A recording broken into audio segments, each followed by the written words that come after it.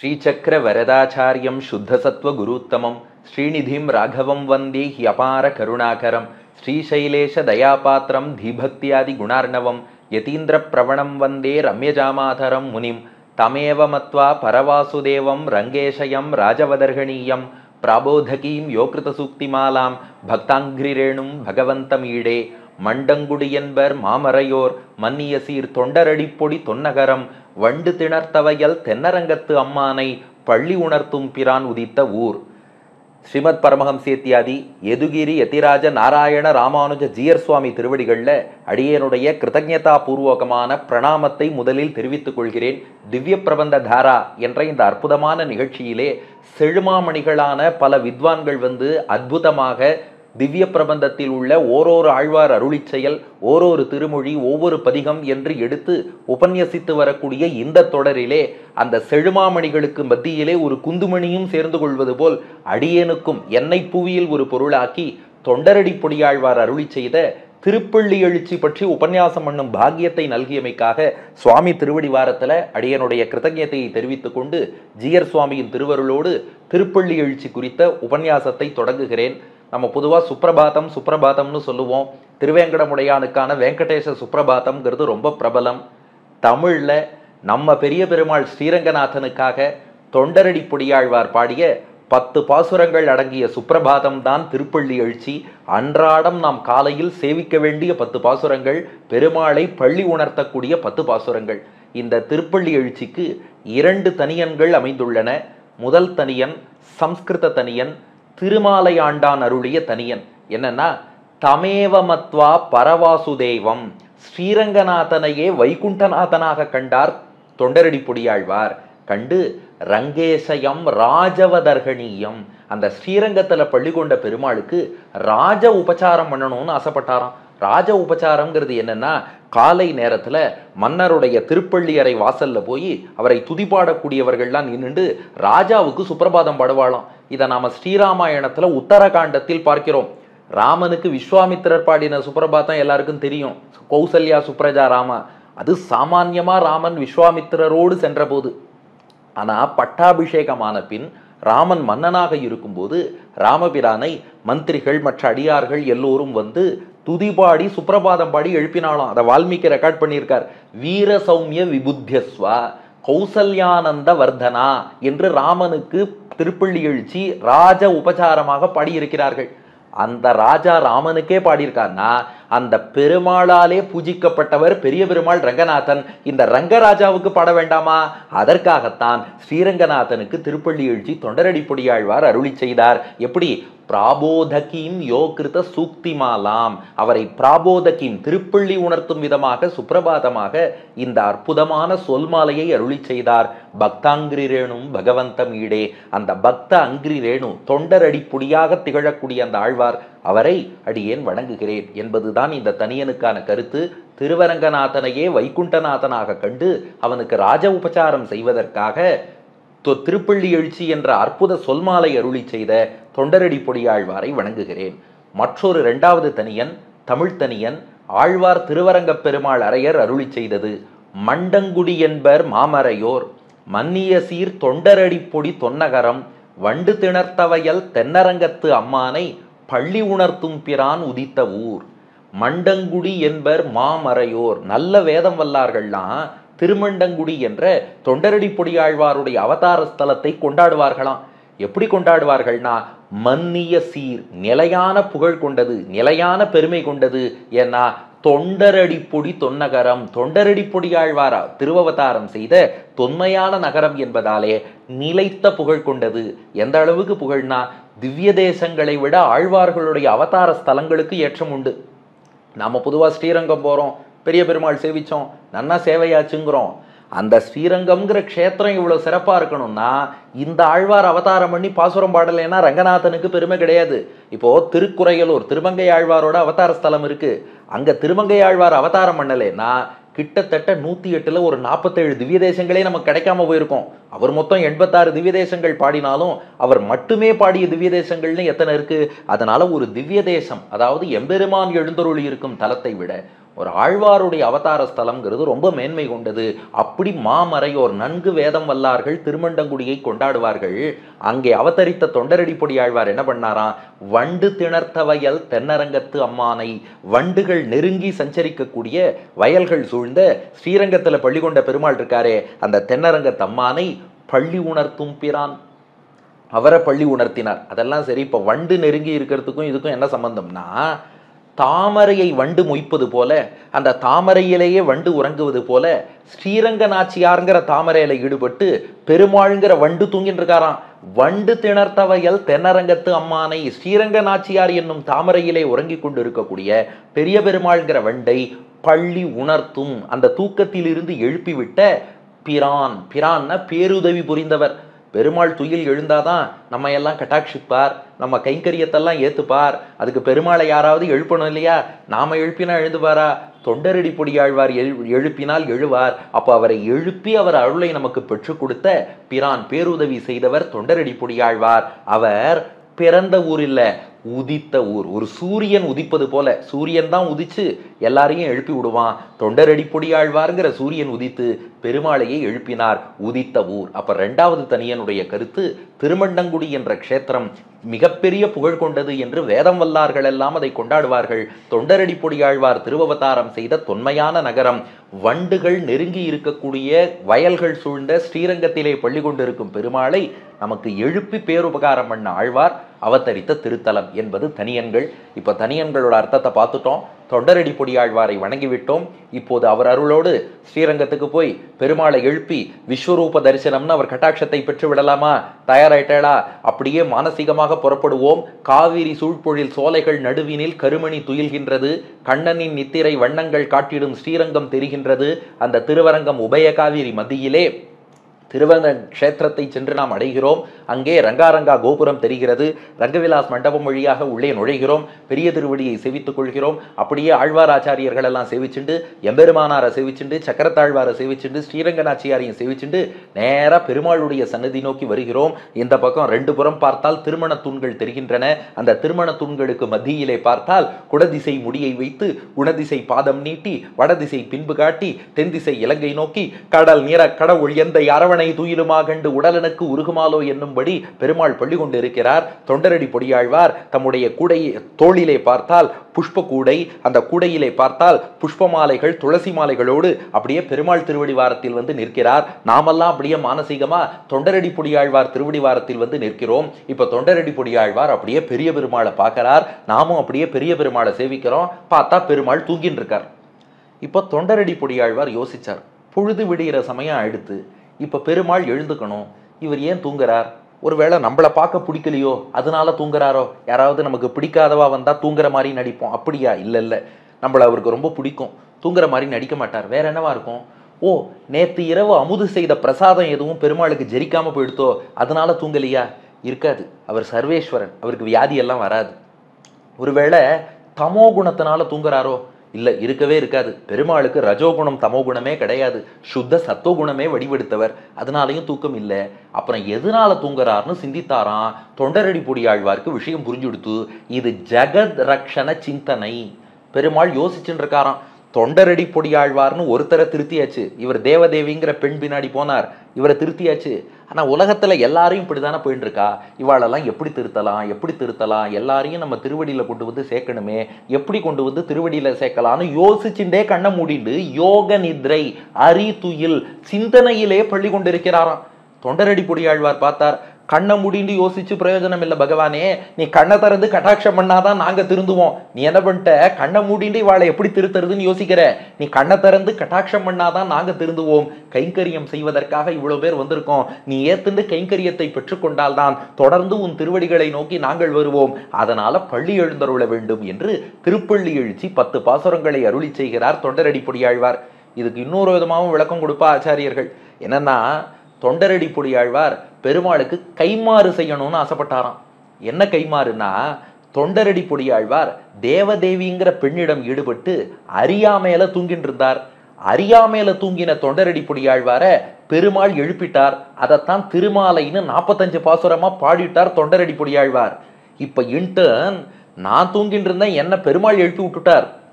அதுக்கு கைமாறா ரெசிப்ரோகேஷனா பெருமாள் தூங்கும் போது நாம எழுப்பணும் இல்லையா, அதுக்கு கைமாறு பண்றேன்ட்டு தான் அந்த ராஜ உபச்சாரம். ஏற்கனவே பார்த்தோம் அல்லவா, மன்னர்கள் தூங்கின்னு இருக்காருன்னா காலை வந்து துதிபாடி அவர்களை எழுப்புவதுதான் வழக்கமே ஒழிய அவர் பாட்டுக்கு தூங்கட்டும் அவர் பாட்டுக்கு எழுந்துக்கட்டும் விட்டுடக்கூடாது. அப்போ பெருமாள் தொண்டரடி பொடியாழ்வாரை எழுப்பியது திருமாலை, தொண்டரடி பொடியாழ்வார் பெருமாளை எழுப்புவது திருப்பள்ளி எழுச்சி. இவர் அறியாமையில தூங்கிட்டு இருந்தார், பெருமாள் வந்து எழுப்பி விட்டார், அதை திருமாலையா பாடிட்டார். இப்ப பெருமாள் தூங்கின்னு இருக்கார், தொண்டரடி பொடியாழ்வார் வந்து கைமாறு செய்யும் விதமாக பெருமாளையே எழுப்பி விடுகிறார், அதுதான் திருப்பள்ளி எழுச்சி. இதை விட சுவையா ஆச்சாரியர்கள் சொல்லுவா, அதெல்லாம் ஒண்ணும் இல்ல, பெருமாளுக்கு தமிழ்ல ஆழ்வார் திருவாயால ஒரு சுப்பிரபாதம் பாடணும்னு ஆசை, அதை வாங்கிக்கிறதுக்காகத்தான் உறங்குவான் போல யோகு புணர்ந்தன்னு சொல்லி தூங்குற மாதிரி நடிச்சுட்டு இருந்தார் பெருமாள். ஆக மொத்தம் எது காரணமோ தொண்டரடி பொடியாழ்வார் திருப்பள்ளி எழுச்சி பாடுவதுன்னு திருவுள்ளம் கொண்டார். முதல் பாசுரம் பாடுகிறார். வாருங்கள் அப்படியே பெருமாளை துயில் எழுப்பும் விதமாக நாமும் பாசுரத்தை அனுபவித்து சேவிப்போம். கதிரவன் குணதிசை சிகரம் வந்து அணைந்தான், கனவிருள் அகன்றது காலையம் பொழுதாய், மதுவிரிந்து ஒழுகின மாமலர் எல்லாம், வானவர் அரசர்கள் வந்து வந்து ஈண்டி எதிர்திசை நிறைந்தனர், இவரொடும் புகுந்த இருங்களிற்றீட்டமும் பிடியொடு முரசும் அதிர்தலில் அலைகடல் பூன்றுள்ளது எங்கும். அரங்கத்தம்மா பள்ளி எழுந்து அருளாயே. இந்த பாட்டுல 5 அடையாளங்கள் சொல்கிறார் தொண்டரடி பொடியாழ்வார் பொழுது விடிந்தமைக்கு. முதல் அடையாளம், கதிரவன் குணதிசை சிகரம் வந்து அணைந்தான். கிழக்கு திக்கிலே உள்ள மலையிலே பார், அந்த உதயகிரின்னு சொல்லக்கூடிய மலையிலே சூரியன் வந்து நிலை கொண்டு விட்டான். அந்த காட்சி பார்க்கும்போது எப்படி இருக்கான், பெருமாள் கிழக்கு நோக்கி தானே திருவடி நீட்டின் இருக்கார், அந்த கிழக்கு நோக்கிய திருவடிக்கு சூரியனே வந்து தீபகாரத்தை காட்டுவது போல கிழக்கு திசையில் உள்ள மலையிலே சூரியன் வந்து தோன்றிவிட்டான். முதல் அடையாளம். கனவிருள் அகன்றது காலையம் பொழுதாய், அடர்த்தியாக இருந்த இருட்டெல்லாம் இப்போது விலகி காலை பொழுது என்பது நிலை கொண்டு விட்டது. ராஜா வராருன்னு தெரிஞ்சா திருடன் ஓடிடுவான், சூரியன் வரான்னு தெரிஞ்சா இருட்டு ஓடிடும், இருட்டெல்லாம் போயிடுத்து. அதுக்கப்புறம் மதுவிரிந்து ஒழுகின மாமலர் எல்லாம், பூக்கள்லாம் பாரு தேன் வடிகிறது, பூவுக்கெல்லாம் பாசையா. அடுத்து பெருமாளுக்கு திருவாராதனை நடக்க போறது, நாமெல்லாம் பெருமாளுக்கு புஷ்ப மாலைகளாக போய் சேர போறோங்கிற சந்தோஷத்துல பூக்கள் கூட எதிர்பார்த்து தேன் வழிந்து ஆனந்தமாக மகிழ்ந்து கொண்டிருக்கிறது. அது மட்டுமா, வானவர் அரசர்கள் வந்து வந்து ஈண்டி எதிர் திசை நிறைந்தனர். வானவர்களாகிய தேவர்கள் என்ன, பூமியை ஆளக்கூடிய மன்னர்கள் என்ன, அத்தனை பேரும் போட்டி போட்டுண்டு வந்து எதிரில் உள்ள எல்லா திசையிலும் நிறைந்து நெருக்கிண்டு வந்து நின்றுருக்கா. இவா மட்டும் இல்ல, இவரோடும் புகுந்த இருங்களிற்று ஈட்டமும் பிடியோடு முரசும் அதிர்தலில் அலைகடல் போன்றுள்ளதெங்கும். இவர்களோடு இவர்களின் வாகனமாகிய யானையெல்லாம் வந்துருத்தான். தேவர்களும் யானை வாகனத்துல வருவா, மன்னர்களும் பட்டத்து யானையில வருவா. அந்த யானையின் கூட்டம், அந்த ஆண் யானையெல்லாம் கூடவே பார்த்தா பெண் யானையும் வந்துருத்தான். பெண் யானை ஏன்பா கூட வந்ததுன்னா, ஸ்ரீரங்கத்துல எப்படி பெருமாள் ஸ்ரீரங்க நாச்சியாரை பிரிய மாட்டாரோ, ஸ்ரீரங்கத்துக்கு வரக்கூடிய ஆண் யானைகளும் பெண் யானையை விட்டு பிரியவே பிரியாதான். அதனால அந்த பிடினா பெண் யானை, களிறுனா ஆண் யானை, இருங்களிற்று ஈட்டமும் பிடியோடு முரசும். இந்த யானைகள் மட்டும் இல்லாமல் முரசு வாத்தியங்கள்லாம் வேற வாசிச்சுண்டு அவர்கள் பின்னாடி வருபவர்கள்லாம் வந்துட்டா. யானையின் பிளிரலோசை, முரசினுடைய ஒலி எல்லாம் சேர்ந்து அதிர்தலில் அலைகடல் போன்றுள்ளது எங்கும். அப்படியே கடலோசை போல கம்பீரமாக ஓசை கேட்டுக்கொண்டிருக்கிறது. அந்த ஓசையை கேட்டு அரங்கத்தம்மா, ஸ்ரீரங்கத்திலே பள்ளி கொண்டிருக்கக்கூடிய அம்மானா தலைவனேன்னு அர்த்தம், ரங்கநாதா அரங்கத்து அம்மா, ஸ்ரீரங்கத்துக்கு நாதா பள்ளி எழுந்தருளாகிய என்று முதல் பாசுரத்திலே பெருமாளை எழுப்பினார் தொண்டரடி பொடியாழ்வார். அப்போ பொழுது விடிஞ்சாச்சு, தாமரை மலர்ந்தாச்சு, அது போல மன்னர்கள்லாம் வந்தாச்சு, எல்லாம் சொன்னார். பெருமாள் எழுந்துக்கல. சரி, 2வது பாசுரத்துல இன்னும் கொஞ்சம் என்னன்னா இயற்கை வர்ணனை சொல்லுவோம்னு 2வது பாசுரத்தை அருளி செய்கிறார் தொண்டரடி பொடியாழ்வார். கொழுங்கொடி முல்லையின் கொழுமலர் அணவி, கூர்ந்தது குணதிசை மாருதம் இதுவோ, எழுந்தன மலரணை பள்ளிகுள் அன்னம், ஈன்பனி நனைந்ததம் இருஞ்சிறகு உதறி, விழுங்கிய முதலையின் பிளம்புரை பேழ்வாய், வெள்ளையிருற அதன் விடத்தினுக்கு அணுங்கி, அழுங்கிய ஆனையின் அருந்துயர்கெடுத்த அரங்கத்தம்மா பள்ளி எழுந்து அருளாயே. இப்ப இந்த பாட்டில் 2 அடையாளம் சொல்றார். முதல் அடையாளம் என்னன்னா, முல்லைப்பூ நறுமணத்தை ஏந்தி கொண்டு கொண்டல் காற்று வீசுறது. அந்த காத்தோடு முல்லைப்பூ நறுமணம் வருதே, இது பொழுது விடிந்ததற்கு அடையாளம் தானே. கொழுங்கொடி முல்லையின் கொழுமலர் அணவி, செழிப்பான முல்லை கொடியினுடைய அழகான முல்லை மலர், அதை அப்படியே தடவி கொடுத்து, கூர்ந்தது குணதிசை மாருதம். குணதிசைனா கிழக்கு திசை, மாருதம்னா காற்று. கிழக்கேந்து வரும் காற்றுக்கு கொண்டல் காற்றுன்னு பேரு, மேற்கேந்து வரும் காற்றுக்கு கோடை காற்றுன்னு பேரு, வடக்கேந்து வரும் காற்றுக்கு வாடை காற்றுன்னு பேரு, தெற்கேந்து வரும் காற்றுக்கு தென்றல் காற்றுன்னு பேரு. இப்போ கொண்டல் காற்று என்ன பண்ணியிருக்கான், அந்த முல்லைப்பூ வாசனையை அப்படியே ஏந்தி கொண்டு டிரான்ஸ்மிட் பண்றதே இதுவோன்னார். அது எதுக்கு இதுவோன்னு சொல்லணும்னா, பெரியவாச்சான் பிள்ளை வியாக்கியானம், காற்று பொதுவா கண்ணுக்கு தெரியாது, உணரத்தான் முடியும். ஆனா இங்க வாயு தேவன் பெருமாளுடைய விஸ்வரூப தரிசனம் சேவிக்கணும்னு வடிவத்தோடயே வந்துட்டானா. ஆழ்வார் நேர பார்த்து இதுவோ, ஓ அந்த காற்று தானா, வடிவத்தோட வந்திருக்கானா என்று ஆழ்வார் சாதிக்கிறாராம். மாருதம் இதுவோ. அடுத்து இரண்டாவது அடையாளம், எழுந்தன மலரணை பள்ளிகொள் அன்னம் ஈன்பனி நனைந்ததம் இருஞ்சிறகு உதறி. காலை நேரம் வந்துருத்து இல்லையா, தாமரை பூவில் பள்ளி கொண்டிருந்த அன்னப்பறவைகள் எல்லாம் பனி படர்ந்து இருக்கக்கூடிய தங்கள் ரக்கைகளை உதறிக்கொண்டு இப்போது பள்ளி கொண்ட அன்னங்கள் எழுந்துவிட்டன. அதெல்லாம் சரி, பள்ளி கொண்ட அன்னம் நான் சொல்லணும், தூங்கிட்டு இருந்தேன்னு சொன்னா போதுமேனா, அந்த அன்னப்பறவை எல்லாம் சாதாரண அன்னப்பறவை இல்லையா, வைகுண்டத்துல உள்ள நித்திய சூரிகள் தான் ஸ்ரீரங்கத்துல பெருமாளுக்கு கைங்கரியம் பண்ண பறவை, விலங்கு, மிருகம், செடி கொடியெல்லாம் இருக்காளாம். அதனாலதான் அவளை கூட மரியாதையா பள்ளிக்கொள் அன்னம்னு ஆழ்வார் குறிப்பிடுறார். அதெல்லாம் அது ரக்கை. இரவு நேரத்துல என்ன பண்ணுமா, ஆண் அன்னப்பறவை பெண் அன்னப்பறவை மீது பனிபடாதபடி ரக்கையால அணைத்தபடி பள்ளி கொண்டு இருக்குமா. கார்த்தால எழுந்துக்கும் போது அந்த ரக்கை முழுக்க பனி அப்படியே படர்ந்து இருக்கும் இல்லையா, அதெல்லாம் அப்படியே உதறி கொண்டு எழுந்து விட்டன. அன்னப்பறவை எழுந்துருத்துனா அப்போ ஹம்சஹா, ஹம்சாவதாரம்னே பெயர் பெற்ற, ஹம்சாவதாரம்னு அவதாரம் பண்ண ராஜஹம்சமான ரங்கநாதா நீ எழுந்துக்க வேண்டாமா, அதனால் விரைவாக நீ எழ வேண்டும் என்று சொல்லிட்டு இப்ப பெருமாளை பார்த்து சொல்றார், அன்று கஜேந்திரனை காத்தவனாச்சே நீ எப்படி காத்தா என்றால் அந்த சரித்திரம், கஜேந்திர மோட்ச சரித்திரம், அதை இப்போது நினைவு கூறுகிறார். விழுங்கிய முதலையின் பிளம்புரை பேழ்வாய் வெள்ளையுறவதன் விடத்தினுக்கு அணுங்கி அழுங்கிய ஆனையின் அருந்துயர்கெடுத்த அரங்கத்தம்மா.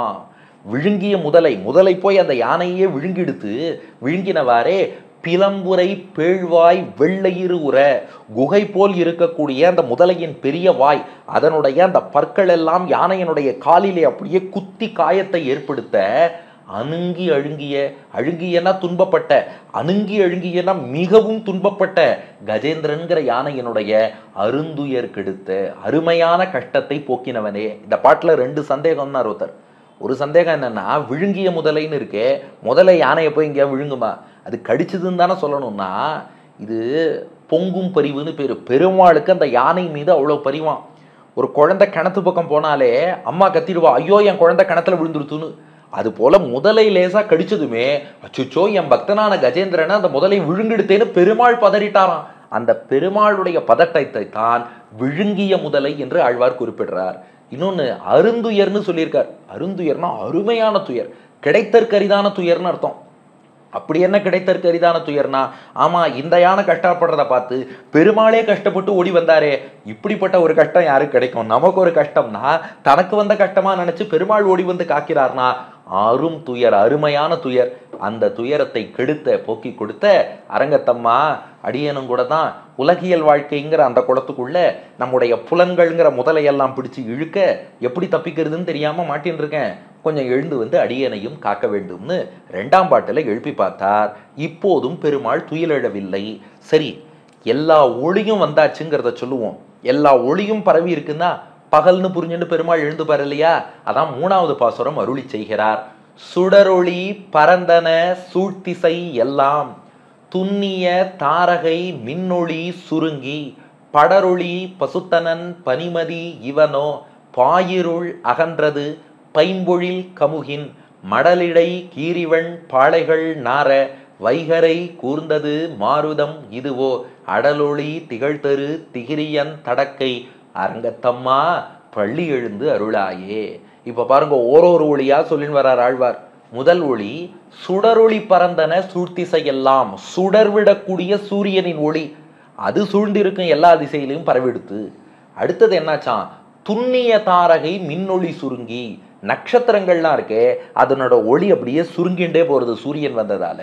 அடுத்து படரொளி பசுத்தனன் பனிமதி இவனோ, படரொளினா படர்ந்து இருக்கக்கூடிய சந்திரனுடைய ஒளி அது அப்படியே எங்கும் பரவுகிறது. இங்க 3 ஒளி சொல்லியிருக்கார். சூரியனுடைய ஒளி வந்து சுடர் ஒளியாம், சுடர் விட்டு பிரகாசிக்கும். நட்சத்திரங்களுக்கு மின் ஒளிங்கிறார், ஏன்னா மின்னி மின்னி ஒளி வீசும். சந்திரனுக்கு படர் ஒளி, சந்திரனோட ஒளி அப்படியே படர்ந்து இருக்கும். இப்போ படர்ந்திருக்கும் சந்திரன் ஒளியும் மங்கி போச்சு, மின்னக்கூடிய நட்சத்திர ஒளியும் சுருங்கி போச்சு, சுடர்விடக்கூடிய சூரிய ஒளி பரவி விட்டது. அது மட்டும் இல்ல, பாயிருள் அகன்றது, படர்ந்திருந்த இருள் அதெல்லாம் இப்போது நீங்கிக் கொண்டே வருகிறது. அதற்கு மேல பைம்பொழில் கமுகின் மடலெடை கீறி வண்பாளைகள் நார வைகரை கூர்ந்தது மாருதம் இதுவோ. வைகரை மாருதம்னு காலையில் வீசக்கூடிய காற்று அது என்ன பண்ணித்தான், கமுகுங்கிற பாக்கு மடலை போய் நன்றாக கீறி விட்டு அந்த பாக்கினுடைய பாலை இருக்கே அதன் நறுமணத்தை இது வாங்கிண்டு அந்த பாளைய வண்பாளைங்கிறார் பாருங்க. வண்ணா வள்ளல் தன்மைன்னு அர்த்தம். பாக்கு என்ன பண்ணிட்டுதான், அதுக்கு ஒரே சொத்து வாசனை தான். அந்த வாசனையை கூட அந்த பாலை காற்றுக்கு இரவல் கொடுத்துருத்தான். அந்த வண்பாளைகள் நார அந்த வன்மையான பாலை, வள்ளல் தன்மை கொண்ட பாளையினுடைய நறுமணத்தை வைகரை மாருதம்ங்கிற காற்று எடுத்துட்டு இப்போது வீசிக்கொண்டு இருக்கிறதே. அப்படி எல்லாம் வீச இது எல்லாத்த விட பெரிய ஒளி யார்கிட்ட இருக்குன்னா பெருமாள் கையில உள்ள சக்கரத்தாழ்வார்த்த இருக்கான். அதான் அடலொளி திகழ்தரு திகிரியன் தடக்கை. அடல்னா வலிமையான அர்த்தம். அடல் ஒளி திகழ்தரு திகிரியன் தடக்கை. அந்த திகிரி என்னும் சக்கரத்தை தடக்கை உன் அகன்ற கையில் ஏந்தி இருக்கிறாயே, அந்த ஒளி மட்டும் தெரிஞ்சதுன்னா இதெல்லாம் மங்கி போயிடும். சூரிய ஒளி சுடரொளி வந்ததால் மற்ற படரொளி மின்னொளி எல்லாம் போச்சு. உன் அடலொளி சக்கரம் வந்ததுன்னா சுடரொளியான சூரியனே மங்கி போயிடும். அந்த சக்கரத்தை கையில் எடுத்துக்கொண்டு அரங்கத்தம்மா பள்ளி எழுந்தருளாயே என்று 3ஆம் பாட்டுல எழுப்பினார். இப்பவும் பெருமாள் எழுந்துக்கல. உடனே சிந்தித்தார் தொண்டரடி பொடியாழ்வார். பெருமாளுக்கு பிடித்தமான யாரையாவது பத்தி சொன்னா எழுந்துருவார். யாரை சொல்லலாம்? ஆயர் குல கொழுந்தாக அச்சுதா அமரரேரே ஆயர்தம் கொழுந்தேங்கும்படிதானே அவன் அவதாரம் பண்ணா கிருஷ்ணாவதாரத்துல. அதனால மாடு மேய்க்கிற ஆயர்கள்லாம் முழிச்சுட்டான்னு சொன்னா நம்ம பெருமாளை எழுந்துருவார் இல்லையா? பொதுவாகவே ஸ்ரீரங்கத்துல பெரிய பெருமாளை கண்ணன் கண்ணன் என்றுதான் கொண்டாடுவார்கள். உற்சவர் நம்பெருமாளை ராமன்னு சொல்லுவா. அதனால 4ஆம் பாட்டு அருளி செய்கிறார். மேட்டிள மேதிகள் தலைவிடும் ஆயர்கள் வேங்குழலோசையும் விடைமணி குரலும் ஈட்டிய இசை திசை பரந்தன வயலுள் இரிந்தன சுரும்பினம் இலங்கையர் குலத்தை வாட்டிய வரிசிலை வானவர் ஏரே மாமுனி வேள்வியை காத்து அவபிரதம் ஆட்டிய அழுதிரல் அயோத்தியம் அரசே அரங்கத்தம்மா பள்ளி எழுந்தருளாயே.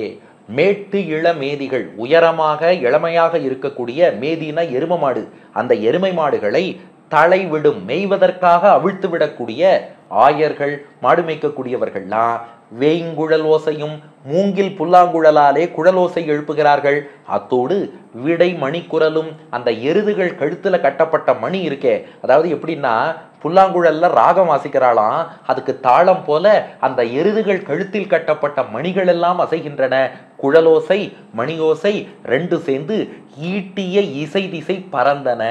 அந்த ஈட்டிய இசை சேர்ந்து வரக்கூடிய அந்த இசை இருக்கே, திசை பறந்தன, எல்லா திசையிலையும் கேட்கறதே, உன்னுடைய திருக்காதுகளில் கேட்கவில்லையா?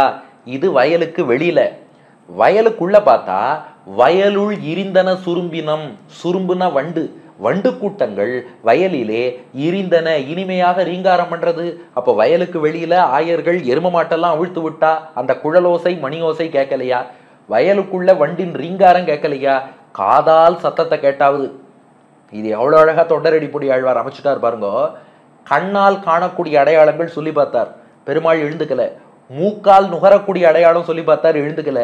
அதனால காதால் கேட்கக்கூடிய அடையாளமாவது சொல்றேன், காதால கேட்டு எழுந்துக்கலாமே என்று இதை சொன்னார். சொல்லிட்டு இந்த பாட்டுல பெருமாளை ராமனாக காண்கிறார்.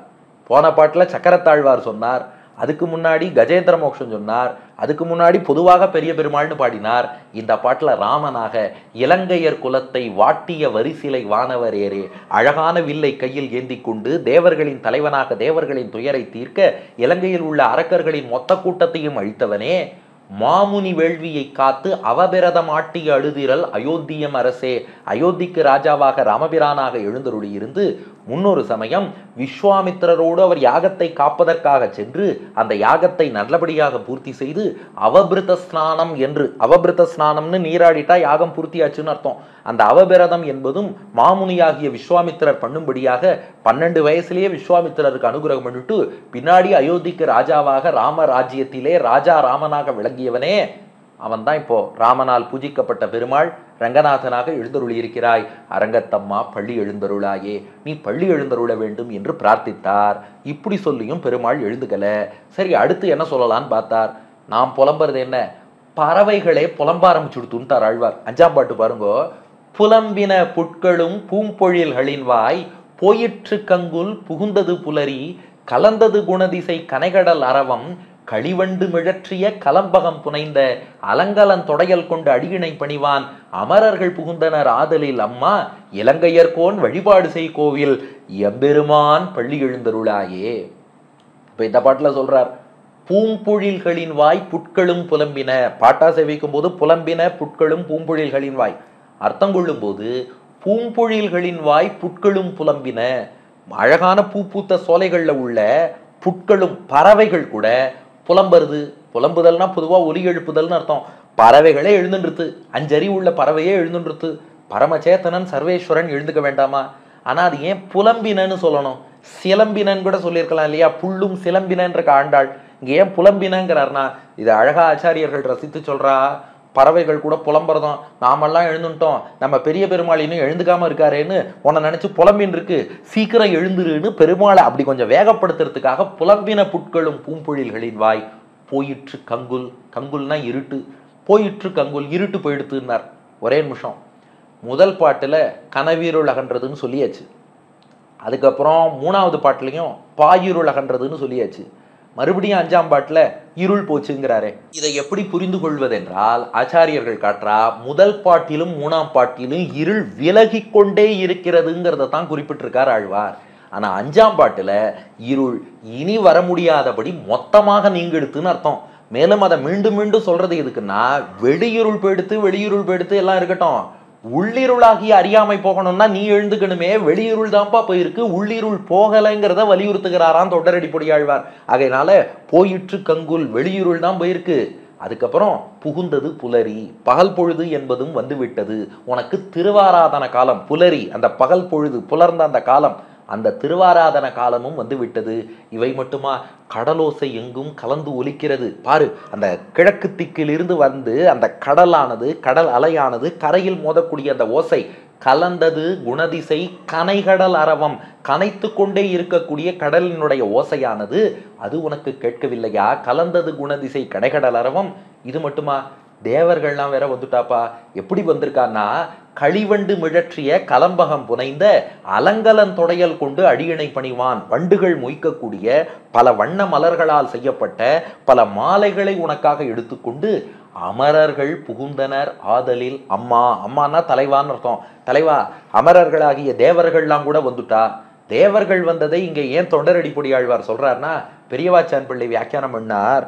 சில பேர் என்ன பண்ணுவாளாம், விருந்தாளிகள் நிறைய பேர் வந்துட்டான்னா தங்கள் குடும்பத்தினரை பட்டினி போட்டு கூட விருந்தாளியை முதல்ல கவனிச்சிருவாராம். ஏன்னா விருந்தாளி வந்திருக்காருன்னா அவர் பசியோட திரும்ப போகக்கூடாது, வெறுவயத்தோட போகக்கூடாது. அப்ப சொந்த வீட்டுக்காரனை பட்டினி போட்டுட்டு கூட விருந்தாளினா அவளை முதல்ல கவனிச்சிருவா. இப்ப தொண்டரடி பொடியாழ்வார் பெருமாளுக்கு சொந்த வீட்டுக்கார மாதிரியாம். என்ன பட்டினி போடணும்னு நினைச்சேன்னா நீ மெதுவா எழுந்துக்கலாம், ஆனா உனக்கு விருந்தாளி போல, ஏன்னா தேவர்கள் வந்தா காரியம் ஆச்சுன்னா திரும்ப போயிடுவா, அவ விருந்தாளி மாதிரி. விருந்தாளியான தேவர்கள் வந்துட்டா என்ன பட்டினி போடலாம், அந்த விருந்தாளிய பட்டினி போடலாமா? அதுக்காகவாவது எழுந்துரு. அமரர்கள் புகுந்தனர் ஆதலில் அம்மா இலங்கையர்கோன் வழிபாடு செய் கோயில். இலங்கையை இன்றும் சிரஞ்சீவியாக ஆளக்கூடிய விபீஷணன் பூஜிக்கக்கூடிய கோயிலிலே எழுந்தருளி இருக்கும் பெருமாளே. அது எதுக்கு இங்க சொல்றாராம், நீ விபீஷணனுக்கு மட்டும்தான் தலைவனா? எம்பெருமான் எல்லா பாட்டிலையும் அரங்கத்தம்மா அரங்கத்தம்மான் இருப்பார். அஞ்சாம் பாட்டுல மட்டும் எம்பெருமான். ஏன்னா நீ தேவர்களுக்கு மட்டும் தலைவன் கிடையாது, விபீஷணனுக்கு மட்டும் தலைவன் கிடையாது, எம்பெருமான், எங்களுக்கும் பெருமான்னா நீதான். பள்ளி எழுந்தருளாயே, எழுந்திருக்க வேண்டும்னார். இப்ப பெருமாள் என்ன பண்ணார், தொண்டரடி பொடியாழ்வாரோட விளையாடணும்னு ஆசை. அப்படியா, தேவர்கள் வந்துட்டாளா, யாரெல்லாம் வந்திருக்கான்னு ஒரு பட்டியல் கூறும்னார். தொண்டரடி பொடியாழ்வார் கேட்டார், பட்டியல் சொன்னாலாவது எழுவாயான்னார். எழுந்துக்கிறேன்ட்டார். இப்போ கண்ணை மூடிண்டே பெருமாள் கேட்கிறார், பட்டியலை மட்டும் சொல்லுன்னார். தொண்டரடி பொடியாழ்வார் விஞ்ஞாபனம் பண்றார். 6வது பாசுரம். இரவியர் மணிநெடும் தேருடும் இவரோ, இறையவர் 11 விடையரும் இவரோ, மருவிய மயிலினன் அருமுகன் இவனோ, மருதரும் வசுக்களும் வந்து வந்து ஈண்டி புறவியோடு ஆடலும் பாடலும் தேரும், குமரதண்டம் புகுந்து ஈண்டிய வெள்ளம் அருவரை அணையனின் கோயில் முன் இவரோ, அரங்கத்தம்மா பள்ளி எழுந்தருளாயே. பாருப்பா யார் யாரெல்லாம் வந்திருக்காருன்னா, இரவியர் மணிநெடும் தேரோடும் இவரோ. ரவினா சூரியன், இரவி. 12 சூரியர்களும் தங்கள் தேரோடு வந்து விட்டார்கள். இல்லை ஏற்கனவே கதிரவன் குணதிசை சிகரம் வந்து அணைந்தான்னு இருக்கேன்னா இதுல ஒரு முக்கியமான விஷயம். மொத்தம் 12 சூரியர்கள் இருக்கிறார்கள். இது விஷ்ணு புராணத்துல தெளிவா சொல்லப்பட்டிருக்கு. ஒவ்வொரு மாசத்துக்கு ஒவ்வொரு சூரியன் இருப்பாராம். அந்த மாசம் முடிச்சுடுத்துனா மிச்ச 11 மாசம் அந்த சூரியன் போஸ்ட் டியூட்டி ஆஃப் ரெஸ்ட் எடுத்துக்க போயிடுவாராம். 2வது மாசத்துக்கு 2வது சூரியன், 3வது மாசத்துக்கு 3வது சூரியன், சித்திரையிலேருந்து ஆரம்பிச்சு பங்குனி வரை 12 சூரியர்கள் இருக்கிறார்கள். முதல் பாட்டுல கதிரவன் குணதிசை சிகரம் வந்து அணிந்தான்னா இந்த மாசம் எந்த சூரியனுக்கு டியூட்டியோ அந்த சூரியன் வந்துட்டாருன்னு அர்த்தம். இப்ப 6ஆம் பாட்டுல இரவியர் மணி நடும் தேரோடும் இவரோன்னா போஸ்ட் டியூட்டி ஆஃப்னு ரெஸ்ட் எடுத்துட்டு இருந்த மீதமுள்ள 11 சூரியர்களும் வந்துட்டான்னு அர்த்தம். யார் அந்த 12 சூரியர்கள் மொத்தம்னா விஷ்ணு புராணம் சொல்றது சித்திரையிலேருந்து பங்குனி வரைக்கும் இவர்கள். சித்திரைக்கு தாத்தா, வைகாசிக்கு அரியமா, அடுத்து மித்ரன், அடுத்து வருணன், அடுத்து இந்திரன், அடுத்து விவஸ்வான், பூஷா, பர்ஜன்யன், அம்சன், பகன், துவஷ்டா, விஷ்ணு. தாத்தா, அரியமா, மித்ரன், வருணன், இந்திரன், விவஸ்வான், பூஷா, பர்ஜன்யன், அம்சன், பகன், துவஷ்டா, விஷ்ணு.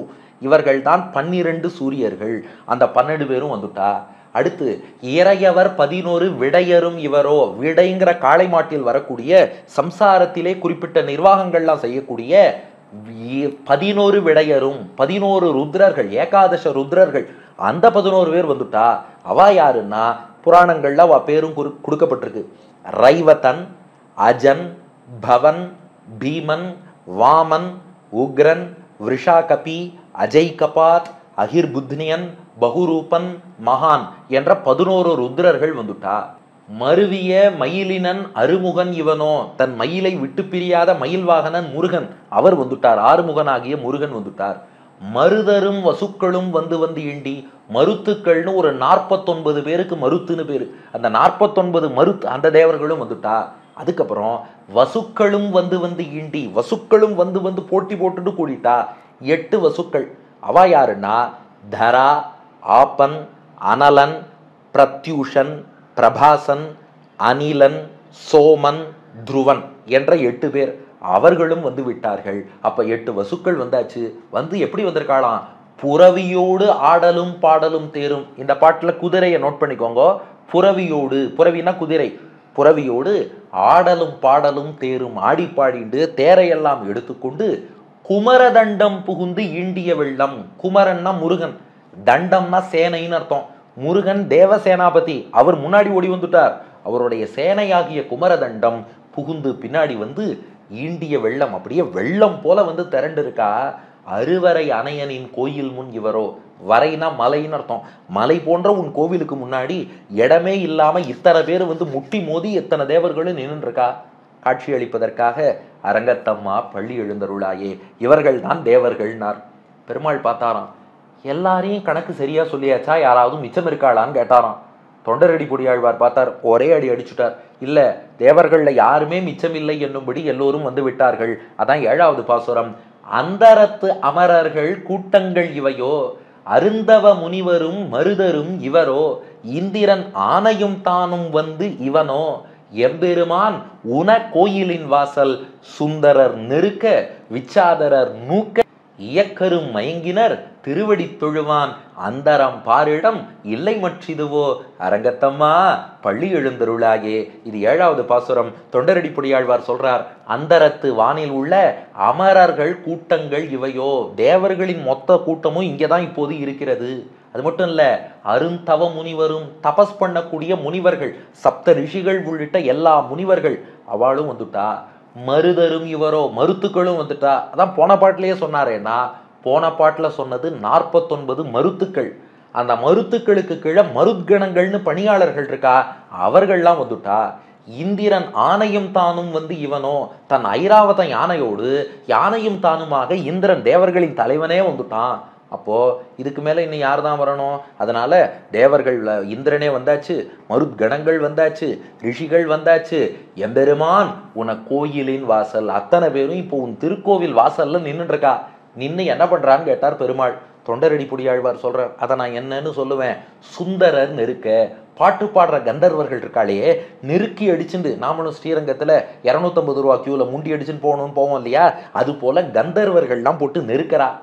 வித்யாதரர்கள்ங்கிறவா, அவளுக்கு கொஞ்சம் கையில வலிமை ஜாஸ்தியா, நூக்க அவ பிடிச்சி தள்ளி விட்டுறா, மற்றவாளெல்லாம் நாங்க தான் முன்னாடி போவோன்னு.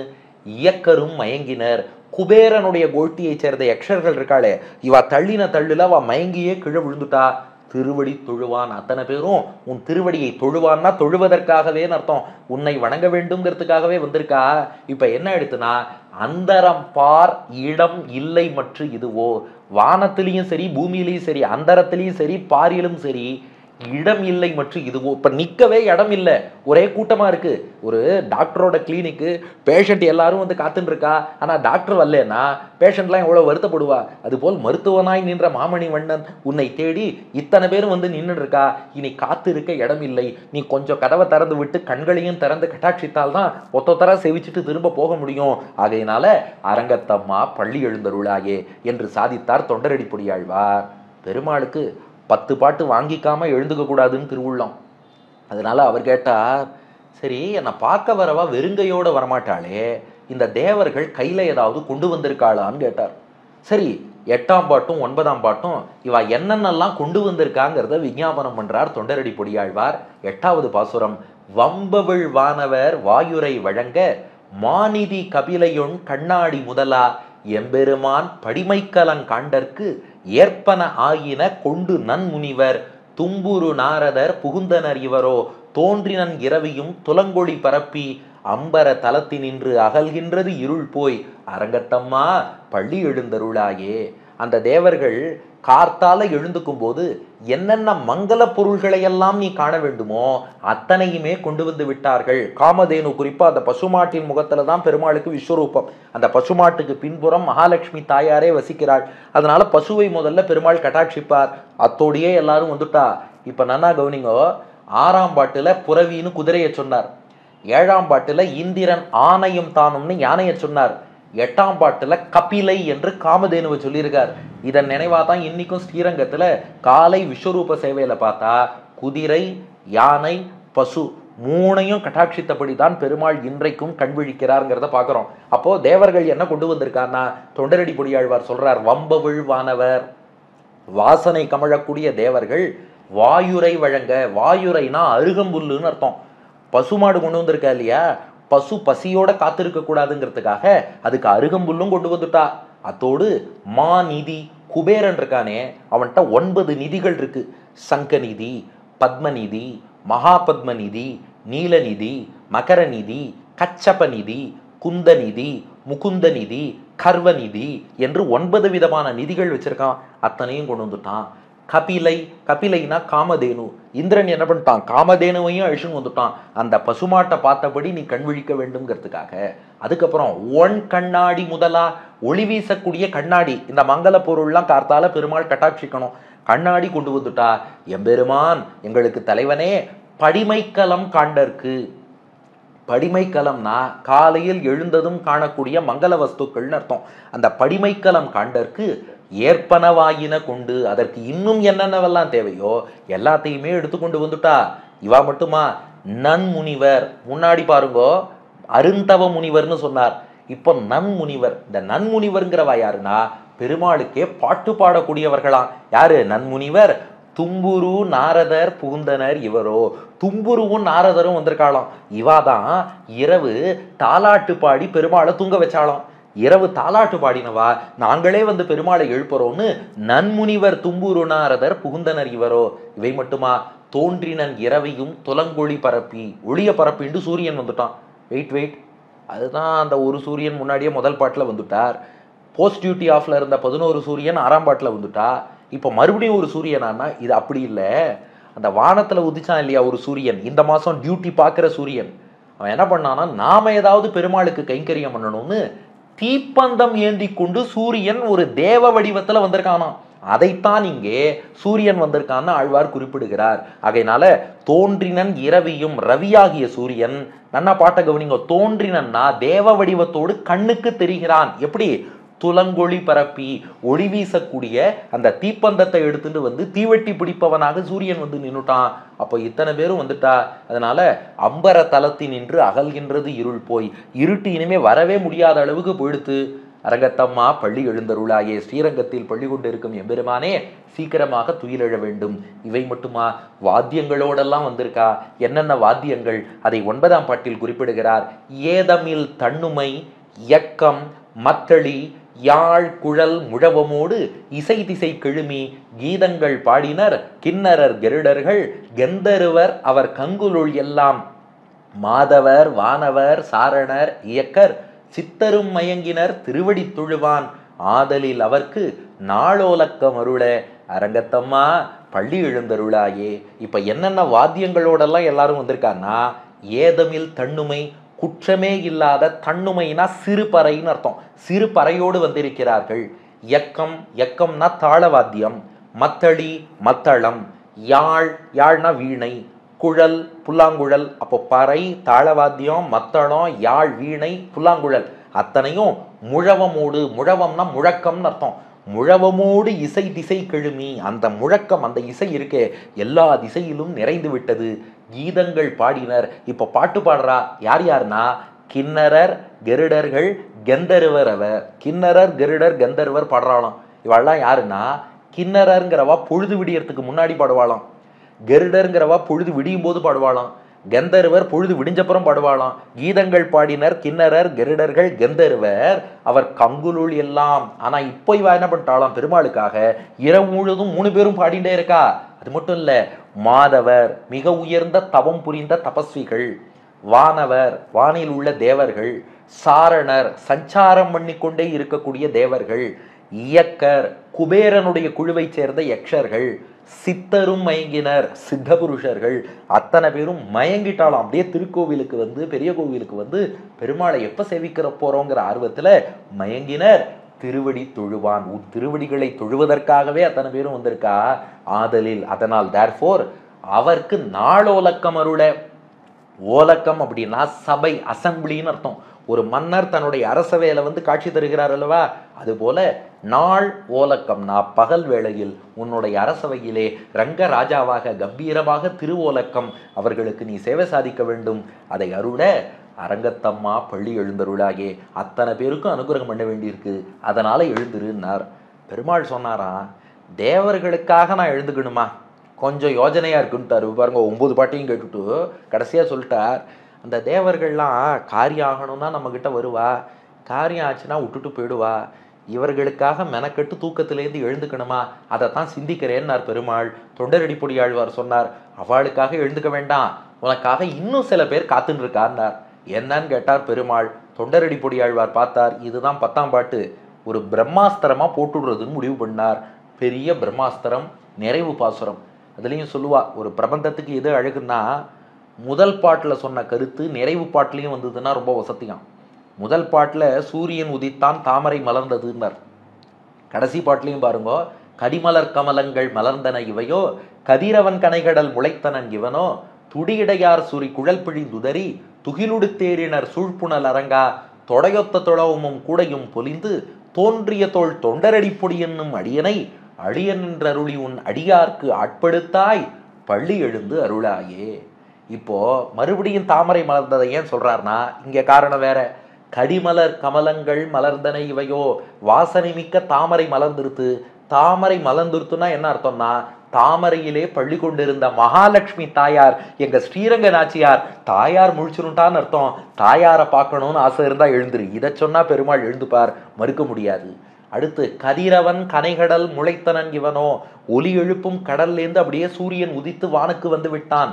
எதுக்கு சொல்றார்னா, அந்த சூரியன் வந்தாலும் எங்கள் அறியாமை இருள் போகாது, இந்த ரங்கநாதன்கிற சூரியன் வந்தால்தான் எங்களுடைய உள்ளிருட்டு போகும், அதை போக்கணுமா வேண்டாமா. துடியிடையார் சுரிகுழல் பிழிந்து உதறி துகிலுடுத்து ஏறினர் சூழ்ப்புணல் அரங்கா.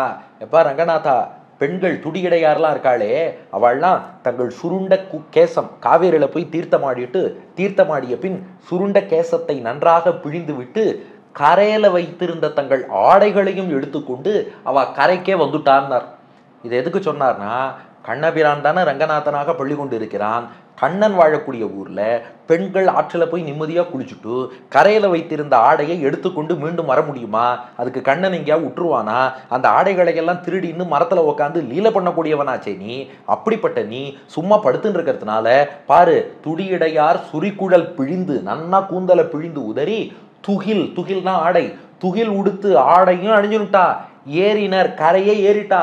சூழ்புணல் அரங்கா, நன்றாக காவிரி சூழ்ந்த ஸ்ரீரங்கத்தில் பள்ளி கொண்டிருப்பவனே, யமுனையில தான் இந்த வேலையெல்லாம் பண்ணுவியா? காவிரியில் வந்து பண்ண மாட்டாயா? அப்போ அந்த பெண்களுக்காக எழுந்திரு. அதுக்கு மேல இங்க தொண்டரடி பொடியாழ்வார் தம்மை சொல்லிக் கொள்ளலையாம். இது வியாக்கியானத்துல அழகா பெரியவாச்சான் பிள்ளை காட்டுறார். தொடையொத்த துளவமும் கூடையும் பொலிந்து தோன்றிய தோள் தொண்டர், அத்தோட கமா போட்டுக்கோங்க. தொண்டரடி பொடியாழ்வார் உயர்ந்த அடியார்களை சொல்றார். அடியார்கள்லாம் பாரு, உனக்காக தொடை ஒத்த துளவமும் துளசி மாலையும் கூடையும், அந்த துளசி மாலை நிறைந்த அந்த கூடையும் பொலிந்து தோன்றிய தோள், அது நன்றாக பொலிந்து விளங்கக்கூடிய தோள்களோடு தொண்டர், உன் தொண்டர்கள்லாம் உன்னை சேவிக்க வந்திருக்கா. அந்த தொண்டர்களுக்காகவாவது நீ எழுந்துக்க வேண்டாமா? அடியேன் யாருன்னா தோன்றிய தோள் தொண்டர் இருக்காளே, அப்படி உனக்கு திருத்துழாய் மாலை சமர்ப்பிக்கக்கூடிய அடியார்கள் இருக்காளே, தொண்டர் அடிப்பொடி என்னும் அடியனை, அந்த தொண்டர்களுக்கெல்லாம் அடிப்பொடி திருவடி துளியாக இருக்கக்கூடிய அடியனை, இந்த தொடரடி பொடியாழ்வார் விப்ரநாராயணன்னு சொல்லக்கூடிய அடியனை நீ என்ன பண்ணணும்னா அழியன் என்று அருளி. அழியன்னா உன்னை சேர்ந்தவர், உன் அருளுக்கு பாத்திரமாகக்கூடிய, சில பேரை சொல்லுவான் இல்லையா நம்ம பையன்னு, அது போல அழியன் என்று அருளி, உன்னை சேர்ந்தவன், உன் அருளுக்கு பாத்திரமாக வேண்டியவன் என்று அங்கீகரித்து உன் அடியாருக்கு ஆட்படுத்தாய். உன் அடியாருக்கு அடியாராக ஆக்க வேண்டும். ஆக்கணும்னா பள்ளி எழுந்தருளாய். அது நீ எழுந்துக்காம எப்படிப்பா சாத்தியம்? இதை இனி பெருமாளால மறுக்கவே முடியாது இல்லையா? அப்போ தாயார் எழுந்துனுட்டா. அந்த சூரியன் வந்தும் எங்களுக்கு வெளியிருள் தான் போச்சே ஒழிய உள்ளிருள் போகவில்லை. பெண்கள்லாம் பாரு, நீராடிட்டு அவாவா ஆடை எடுத்துன்னு கிளம்பிட்டா. அதுக்கு மேல தொண்டர்கள் உனக்காக புஷ்ப மாலை சமர்ப்பிக்க, திருத்துழாய் மாலை சமர்ப்பிக்க வந்துட்டா. அந்த தொண்டருக்கும் அடிப்பொடியாக அடியன் ஒருத்தன் இருக்கேனே, அடியன் அடியாருக்கு அடியாரா ஆக்கணும். தொண்டரடி பொடியாழ்வார் பெருமாள்கிட்ட சொல்றாராம், அடியன் இப்போ முதல் படியில இருக்கேன், அடுத்த 2வது படிக்கு என்னை உயர்த்தி விடுன்னாராம். அது என்ன முதல் படின்னா, இவர் பெருமாளுக்கு அடியாரா இருக்காராம். பெருமாளுக்கு அடியாருங்கிறது கீழ்ப்படியான், அதுலேருந்து நழுவி விழுந்துட்டா சம்சாரத்தில் விழுந்துருவோம். அப்படி இல்லாமல் அடியாருக்கு அடியாருங்கிறது மேல்படி, அங்கே ஏற்றி விட்டுடு. ஒருவேளை நழுவி விழுந்தாலும் கீழ்ப்படி அடுத்து யார் இருப்பா? பெருமாள்கிட்ட தான் விழுவேன், பிரச்சனை இல்லை. அதனால அடியாருக்கு அடியாருன்னு இருந்தால் ரொம்ப டாப்ல இருக்கோம்னு அர்த்தம். ஒரு படி சப்போஸ் சறுக்கினாலும் கூட பெருமாள்கிட்ட தான் வந்து விழுவோம், பிரச்சனை இல்லை. ஆனால் பெருமாளை பிடிச்சிட்டோம்னா சறுக்கி விட்டா சம்சாரத்தில் விழுந்துருவோம், பெரிய பிரச்சனையாக போயிடும். அதனால வேண்டாம், உன் அடியாருக்கு ஆட்படுத்தாய், அடியாருக்கு அடிமை செய்யும்படியாக அடியனை ஆக்கு. அந்த மேல்படிக்கு என்னை உயர்த்தணும்னா நீ கட்டாட்சிக்காம எப்படிப்பா முடியும்? பள்ளி எழுந்தருளாயே என்றார். பெருமாள் பார்த்தார், 10 தடவை என்னை பார்த்து இவர் பள்ளி எழுந்தருளாயேன்னு சொல்லிட்டார். இவருக்காக எழ வேண்டும்னு முடிவெடுத்த பெருமாள் தொண்டரடி பொடியாழ்வாருடைய அவதார திருத்தலமான திருமண்டங்குடிங்கிற க்ஷேத்திரத்துல மூலவர் ரங்கநாதன் இன்றும் நின்ற திருக்கோலத்துல சேவை சாதிக்கிறார். இது நம்ம எங்க சொன்னாலும் யூடியூப் கமெண்ட்ல உடனே ஒருத்தர் வந்து போட்டுருவார், ஒரு இன்னொரு கோவிலை காட்டி இங்கும் பெருமாள் நின்ற திருக்கோலத்தில் இருக்கிறார். நாம ஏன் சொல்றோங்கிறத நோட் பண்ணணும். தொண்டரடி பொடியாழ்வார் அவதார திருத்தலத்துல பெருமாள் ஏன் நின்று இருக்காருன்னா பள்ளி எழுந்தருளாயேன்னு பாடிட்டார். அந்த பாடின தொண்டரடி பொடியாழ்வாருக்காக நான் பள்ளி எழுந்து காட்டுகிறேன் என்று திருமண்டங்குடி க்ஷேத்திரத்தில் இன்றும் ரங்கநாதன் தொண்டரடி பொடியாழ்வார் அவதார ஸ்தலத்துல நின்ற திருக்கோலத்திலேயே காட்சியளிக்கிறார்னு பார்க்குறோம். ஆழ்வாருடைய திருமாலை பாசுரத்திலும் குடதிசை முடியை வைத்து குணதிசை பாதம் நீட்டினர். ஸ்ரீரங்கத்துல மேற்கே திருமுடியை வைத்தார் பெருமாள், கிழக்கே வைத்தார்னு சொல்லலை, கிழக்கே நீட்டின்ட்டார், குணதிசை பாதம் நீட்டின்னு. ஏன்னா திருவடியை ஸ்ரீரங்கத்துல வைக்கலையாம். தொண்டரடி பொடியாழ்வார் அவதார ஸ்தலம் ஸ்ரீரங்கத்திலேருந்து கிழக்க இருக்கு திருமண்டங்குடி. குணதிசை பாதம் நீட்டினா திருமண்டங்குடி வரைக்கும் பாதத்தை நீட்டி அங்க வந்து திருவடி பதிச்சு நின்று தொண்டரடி பொடியாழ்வாருக்கு அனுகிரகம் பண்ணார் பெருமாள். இப்படி பெருமாளை எழுப்பி அவருடைய அனுகிரகத்தை நமக்கு பெற்றுக் கொடுத்தவர் தொண்டரடி பொடியாழ்வார். அவருக்கு பல்லாண்டு பாடுவோம். இப்படிப்பட்ட திருப்பள்ளி எழுச்சியை அனுபவிப்பதற்கான பாக்கியத்தை நமக்கு ஏற்படுத்தி கொடுத்தவர் ஸ்ரீமத் பரமஹம்ச இத்தியாதி யதுகிரி யதிராஜ நாராயண ராமானுஜ ஜீயர் சுவாமி. அவர்தான் அறியாமையில தூங்கிட்டு இருக்க நம்மையெல்லாம் தட்டி எழுப்பக்கூடிய தொண்டரடி பொடியாழ்வாராக நம்மையெல்லாம் எழுப்பி பெருமாள் திருவடியில ஈடுபடுத்துறார். இது போன்ற நிகழ்ச்சிகள் வாயிலாக எல்லோருக்கும் ஞானத்தை ஊற்றார். ஜீயர் சுவாமி திருவடிக்கும் பல்லாண்டு பாடி, தொண்டரடி பொடியாழ்வார் திருவடிக்கும் பல்லாண்டு பாடி இத்தோடு அடியேன் நிறைவு செய்கிறேன். தொண்டரடி பொடியாழ்வார் திருவடிகளே சரணம். மண்டங்குடி அதனை வாழ்வித்தான் வாழியே, மார்கழியில் கேட்டை நாள் வந்துதித்தான் வாழியே, தெண்டிரை சூழ் அரங்கரையே தெய்வம் என்றான் வாழியே, திருமாலை 9 செப்பினான் வாழியே, பண்டு திருப்பள்ளி எழுச்சி பத்துரைத்தான் வாழியே, பாவையர்கள் கலவிதன்னை பழித்த செல்வன் வாழியே, தொண்டு செய்து துளவத்தால் துலங்கினான் வாழியே, தொண்டரடி பொடியாழ்வார் துணைப்பதங்கள் வாழியே.